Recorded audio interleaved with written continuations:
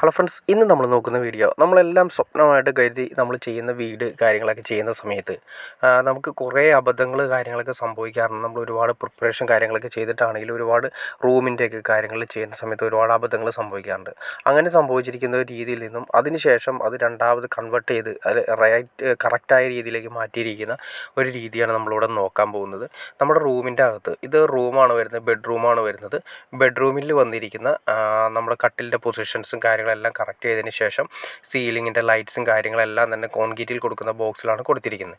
പക്ഷേ എന്ത് സംഭവിച്ചു എന്ന് വെച്ചിട്ടുണ്ടെങ്കിൽ ഇവിടെ നമ്മൾ എക്സോസ്റ്റിൻ്റെ ഒരു പോയിന്റ് കൊടുക്കാനായിട്ട് വീട്ടുകാരൻ ഓൾറെഡി പറഞ്ഞിട്ടില്ല, അത് മറന്നുപോയി. പിന്നീടാണ് മനസ്സിലാവുന്നത് എക്സോസ്റ്റിൻ്റെ ഒരു പോയിന്റ് റൂമിൽ വളരെ അത്യാവശ്യമാണെന്ന് മനസ്സിലാവുന്നത്.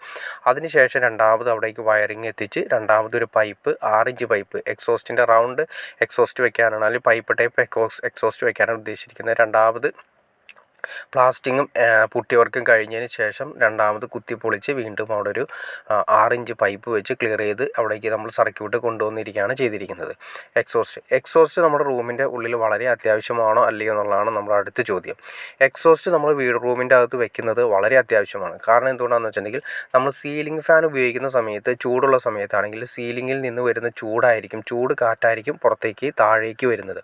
അപ്പോൾ ഈ പറയുന്ന രീതിയിൽ നമ്മൾ ചൂടുള്ള വായു എപ്പോഴും മുകളിലാണ്, നമ്മുടെ റൂമിൽ ഏറ്റവും ടോപ്പിലാണ് നിൽക്കുന്നത്. അപ്പോൾ ഇത് പുറത്തേക്ക് കളയുന്നതിന് വേണ്ടിയിട്ട് എക്സോസ്റ്റ് നമ്മൾ അവിടെ നിന്ന് റൂമിൽ നിന്നും പുറത്തേക്കാണ് വെച്ച് കൊടുക്കേണ്ടത്. അതായത് റൂമിൽ നിന്നും പുറത്തേക്ക് നമ്മൾ ബാത്റൂമിൽ വെക്കുന്ന പോലെ തന്നെ എക്സോസ്റ്റ് റൂമിൽ നിന്നും ഇവിടെ നിന്ന് വെക്കുക. അതിനുശേഷം നമ്മളിത് ഫുൾ ടൈം ഓണാക്കുന്ന നമ്മൾ ബെഡ് സ്വിച്ചിൻ്റെ ഏരിയയിലാണെങ്കിലും അല്ലെങ്കിൽ എൻട്രൻസിൻ്റെ ഏരിയയിലാണെങ്കിലും അതിൻ്റെ സ്വിച്ച് ബോർഡ് കാര്യങ്ങൾ കൊടുത്ത് ഫുൾ ടൈം ഓണാക്കുന്ന ഒരവസ്ഥ നമ്മൾ ചെയ്യുകയാണെങ്കിൽ റൂമിൻ്റെ അകത്ത് എപ്പോഴും ഒരു കൂളിങ്ങിൻ്റെ എഫക്റ്റ് ഫീൽ ചെയ്യും. നമ്മൾ കിടന്നുറങ്ങുന്ന പോകുന്നതിന് മുന്നേ 2 മണിക്കൂർ മുന്നേ, ഒരു 3 മണിക്കൂർ മുന്നേ ഈ എക്സോസ്റ്റ് ഒന്ന് ഓൺ ചെയ്തിട്ടുണ്ടെങ്കിൽ ഫുൾ കൂളിങ്, ഒരു ചെറിയൊരു കൂളിംഗ് എഫക്റ്റ് നമ്മുടെ റൂമിൻ്റെ അകത്തുണ്ടാവും. അതുപോലെ മാത്രമല്ല ഒരു ബാഡ് സ്മെല്ല് കാര്യങ്ങൾ റൂമിൻ്റെ അകത്തുണ്ടെങ്കിലും അതും പുറത്തേക്ക് കളയുന്നതിന് ഏറ്റവും ഉത്തമമാണ്. മാത്രമല്ല നമ്മൾ റൂം ക്ലോസ് ചെയ്തിട്ടാണെങ്കിൽ തന്നെയും നമ്മുടെ മെയിൻ ഡോറിൻ്റെ താഴെ ടൈലിൻ്റെയും ഡോറിൻ്റെയും താഴെയും തമ്മിൽ എന്തായാലും ഒരു 1 സെൻറ്റിമീറ്റർ അല്ലെങ്കിൽ 1 സെൻറ്റിമീറ്റർ താഴെ ഗ്യാപ്പ് ഉണ്ടാവും. അപ്പോൾ ആ എയർ പാസിങ്, പുറമേ നിന്നുള്ള എയർ പാസിങ്, പുറമേ നിന്നുള്ള ഹാളിൽ നിന്നാണെങ്കിലും എവിടെ നിന്നാണെങ്കിലും ഉള്ളൊരു എയർ പാസിങ് ഫുൾ കൂളായിട്ട് അവിടെ നിന്നുള്ള ബാഡ് സ്മെല്ലാണെങ്കിലും മൊത്തം ഒരു കൂളിംഗ് എഫക്റ്റ്, മൊത്തം ചൂടുവായി വലിച്ച് പുറത്തേക്ക് കളയുന്ന ഒരു എഫക്റ്റ് നമുക്ക് അനുഭവിക്കാൻ സാധിക്കും.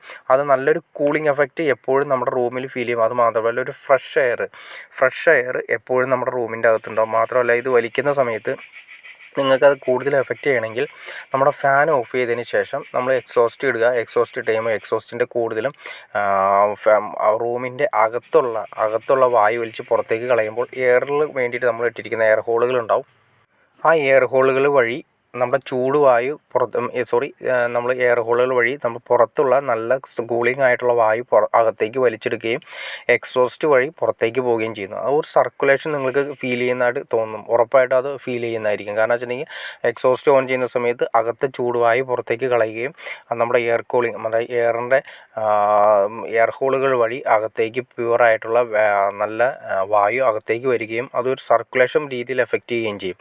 അത് കുറച്ചുകൂടി ബെറ്ററായിട്ട് നിങ്ങൾക്ക് ഫീൽ ചെയ്യണമെങ്കിൽ നമ്മുടെ റൂം ചെയ്യുന്ന സമയത്ത് നമ്മുടെ ഡോറിൻ്റെ അല്ലെങ്കിൽ ജനലിൻ്റെ താഴെ ഒരു എസ് ബെൻഡ് വരാവുന്ന രീതിയിൽ പുറത്തേക്ക്, അതായത് സേഫ്റ്റി എന്ന രീതിയിൽ കൂടി ചെയ്യണം. ഒരു എസ് ബെൻഡ് വരാവുന്ന രീതിയിൽ ഒരു ചെറിയൊരു ഹോള് കൊടുത്തിട്ട് ചെയ്യുകയാണെങ്കിൽ എക്സോസ്റ്റ് ഓൺ ചെയ്യുന്ന സമയത്ത് താഴെ നിന്നും, അതായത് പുറത്തു നിന്നുള്ള എയർ അകത്തേക്ക് വലിച്ചെടുത്ത് ആ ചൂടുവായി പുറത്തേക്ക് കളയുന്ന സിസ്റ്റം, ഒരു റൊട്ടേഷൻ അവിടെ ഫീൽ ചെയ്യും, ഒരു സൈക്കിൾ അവിടെ പോലെ ഒരു ഫീൽ ചെയ്യും. അപ്പോൾ ആ ഫീലിങ്ങിൻ്റെ കൂടെ നമുക്ക് റൂമിൻ്റെ അകത്ത് എപ്പോഴും ഒരു കൂളിംഗ് എഫക്റ്റും അതുപോലെ തന്നെ പ്യുവറായിട്ടുള്ള ഒരു വായുവും അതുപോലെ തന്നെ ഒരു പോസിറ്റീവ് എനർജി റൂമിൻ്റെ അകത്തും ബാഡ് സ്മെല്ല് നമുക്ക് മാക്സിമം ഒഴിവാക്കാൻ പറ്റും. റൂമിൻ്റെ അകത്ത് എപ്പോഴും അടച്ചിടുമ്പോൾ ഒരു ബാഡ് സ്മെല്ല് നമുക്ക് ഒഴിവാക്കാൻ സാധിക്കും. അതുമാത്രമല്ല നമുക്ക് റൂം ഫ്രഷർ ഉപയോഗിക്കേണ്ട ആവശ്യം പോലും വരുന്നില്ല. എപ്പോഴും റൂമിൻ്റെ അകത്ത് ഒരു ഫ്രഷ്നെസ് ഫീൽ ചെയ്യുകയും ചെയ്യും. ഓക്കെ ഫ്രണ്ട്സ്, അപ്പോൾ നിങ്ങൾക്ക് ഈ വീഡിയോ ഉപകാരപ്പെട്ടു ഞാൻ വിചാരിക്കുന്നു. ഇനി എന്തെങ്കിലും ഡൗട്ട്സോ കാര്യങ്ങളുണ്ടെങ്കിൽ തീർച്ചയായിട്ടും കമൻറ്റ് ചെയ്യാനും മടിക്കരുത്. അതുപോലെ ഷെയർ ചെയ്യാനും മടിക്കരുത്. തീർച്ചയായിട്ടും ലൈക്ക് ചെയ്യാനും മടിക്കരുത്. ഓക്കെ ഫ്രണ്ട്സ്, അടുത്ത വീഡിയോയിൽ കാണുന്നവരെ ഓക്കെ.